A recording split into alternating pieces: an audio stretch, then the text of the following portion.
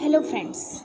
आज मैं योग में आपसे एक ऐसे प्रॉब्लम के बारे में डिस्कस करने वाली हूँ जो आज के समय में बहुत कॉमन है और हर किसी को ये प्रॉब्लम है, चाहे बच्चे हो या बूढ़े, सभी इस प्रॉब्लम के शिकार हैं और वो प्रॉब्लम है ओवर थिंकिंग। देखिए फ्रेंड्स, हम दो प्रकार की थिंकिंग करते हैं। पहली होती है ओवर थिंकिंग एंड दूसरी होती है डीप थिंकिंग। डीप थिंकिंग ये होता है जिसमें हम किसी बात की गहराई में जाते हैं और बार बार उसका विचार करते हैं, लेकिन वो उससे कुछ नुकसान नहीं होता। लेकिन जब हम उस बात की गहराई तक पहुंच जाते हैं तो हम फिर उस विचार को छोड़ देते हैं, इसलिए वो विचार हमें कोई नुकसान नहीं पहुंचाता है। तो वो गहरी थिंकिंग होती है, डीप थिंकिंग होती है, उसके फ़ायदे बहुत हैं। और दूसरा होता है ओवर थिंकिंग। ओवर थिंकिंग वो होता है दोस्तों जिसमें हम किसी बात को बार बार सोचते रहते हैं और वो बार बार सोचने की वजह से हमारे मन में डर, चिंता और क्या बोलते हैं, घबराहट की भावना और थकावट, मानसिक थकाव, इस प्रकार के नुकसान देखने को मिलते हैं। ये ओवर थिंकिंग होता है दोस्तों। ये हमारे दिमाग में कचरे की तरह भरा होता है। बार बार ऐसे विचार आते रहते हैं, आते ही रहते हैं। चाहे आप कुछ काम कर रहे हैं तो काम में भी मन नहीं लगता है, काम भी बिगड़ने लगता है, बहुत सारी गलतियां होती है ना चाहते हुए भी।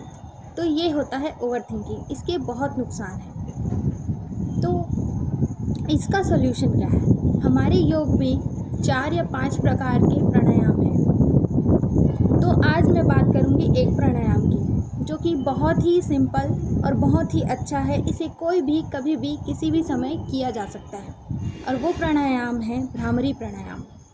इस प्राणायाम को आप दिन में 3 से 5 बार कीजिए, करते रहिए रेगुलर अपने जीवन में। इसको हिस्सा बनाइए।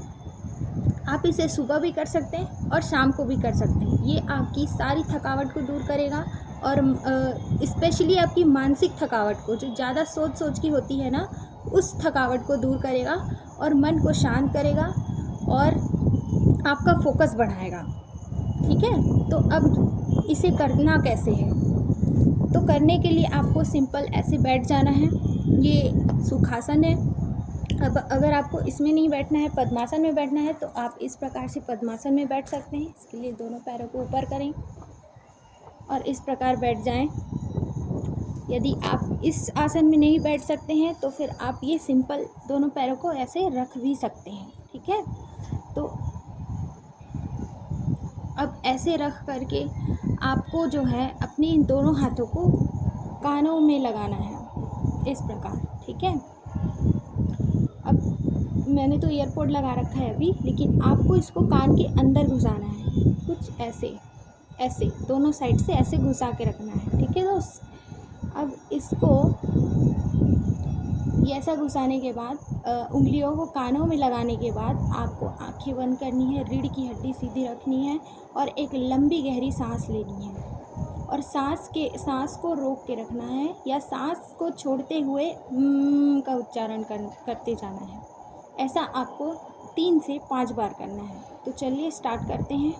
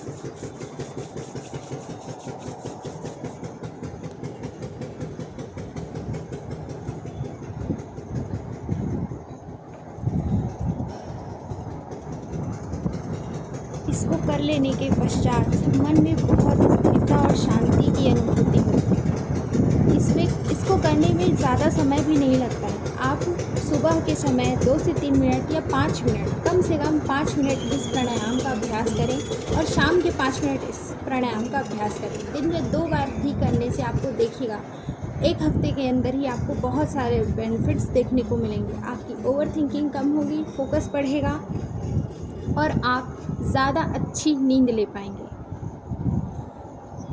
थैंक यू दोस्तों। प्राणायाम करते रहें, योग करते रहें, स्वस्थ बने रहें।